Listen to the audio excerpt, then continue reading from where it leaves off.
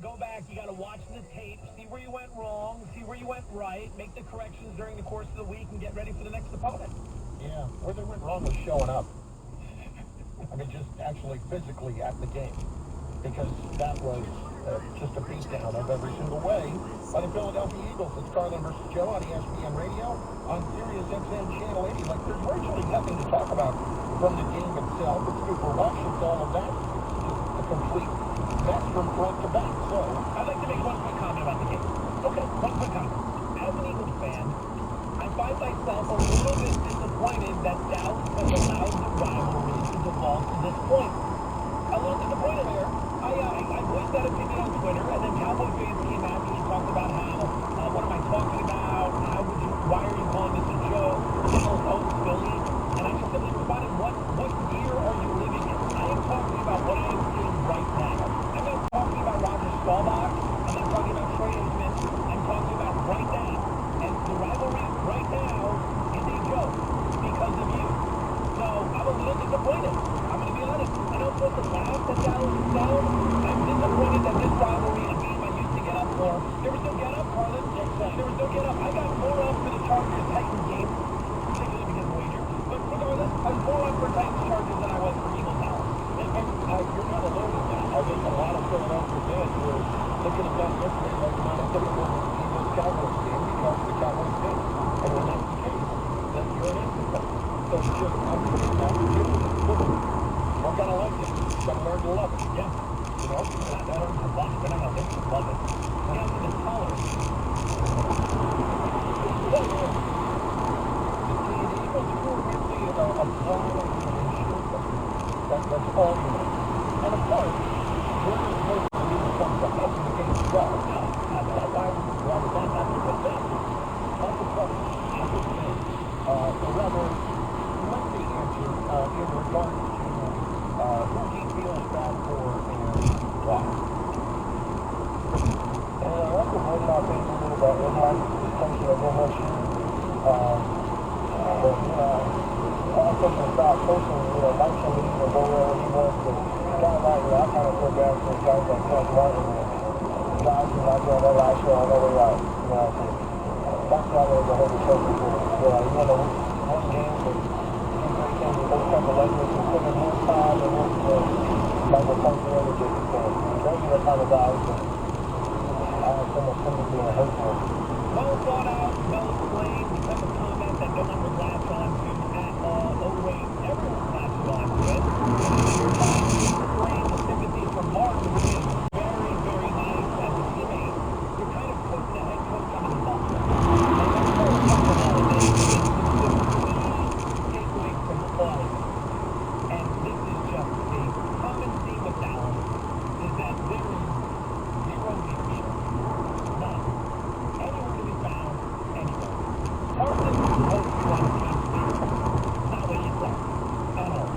Could you imagine, and this is a little exercise I like to put myself through anytime I hear anything come out of Dallas locker room. Could you imagine any of this ever coming out of Pittsburgh locker room? Pittsburgh is a well-oiled machine where everyone is just locked in on the same page moving forward. Kansas City, a well-oiled machine. Baltimore, a well-oiled machine. Could you imagine players making comments like this in an organization like that? Answer, no. Why? There's good leadership in place there. Because all of them have their eyes on a prize that is bigger than themselves.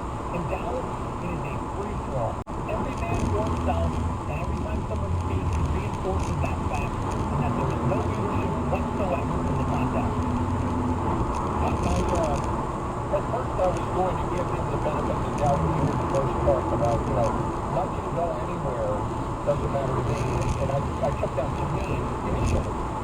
Now, my team, he gets fired here. Listen, he's a good coach. He's going to get another coaching job somewhere else. That's not what he was saying. And he followed it up by making sure you knew that's not what he was saying. When he continued on and said, right, in that spot has never laid it on the line like our guys have on the field. Well, I was left around this morning really taking major exception to that. I think that's the really damning part of this quote. And it's a tough thing to say. If you're Michael Parsons, who, by the way, got into a little back and forth on Twitter with Harry Douglas about this when Harry said,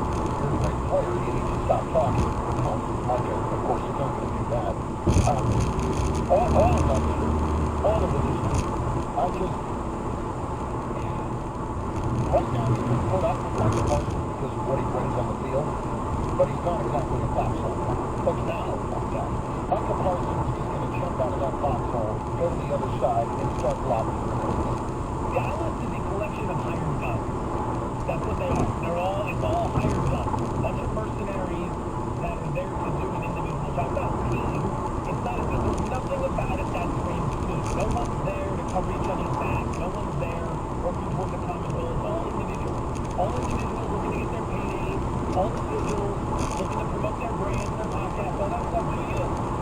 But do not get mad when someone like Harry speaks out on that, because he's not a leader. Parsons isn't a leader. Prescott isn't a leader. CeeDee Lamb isn't a leader.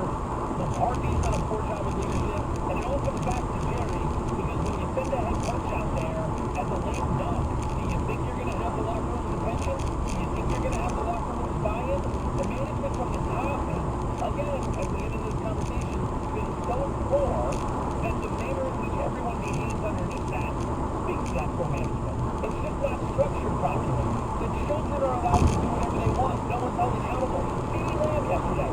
CeeDee Lamb has no problem letting the rest of that organization know how he feels when he's disgruntled with the quarterback play on the sideline. The pouting, the facial expressions, every time the camera's on him, he looks disgruntled. And then when he drops the pass in the end zone, that's not on him, that's on the son. We need to start talking about purchasing the stadium we've done. How could that have possibly been his fault? That's where you're at right now. You don't hear about that stuff coming out of Pittsburgh, Baltimore, Detroit, Kansas City. There's a collection of individuals who put the team above themselves, and they act accordingly, and they talk accordingly, and they work accordingly. In Dallas, it's anything but. It's a bunch of hired guns that are looking out for themselves and commenting as they see fit, because there's no repercussion for anything that's done. So, what now? Here's Stephen A. earlier today on First Take about what the Cowboys should be doing.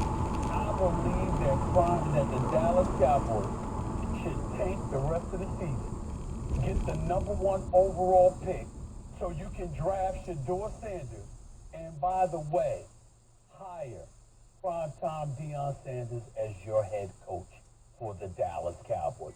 I think that should be Jerry Jones's master plan. That's right, I said it.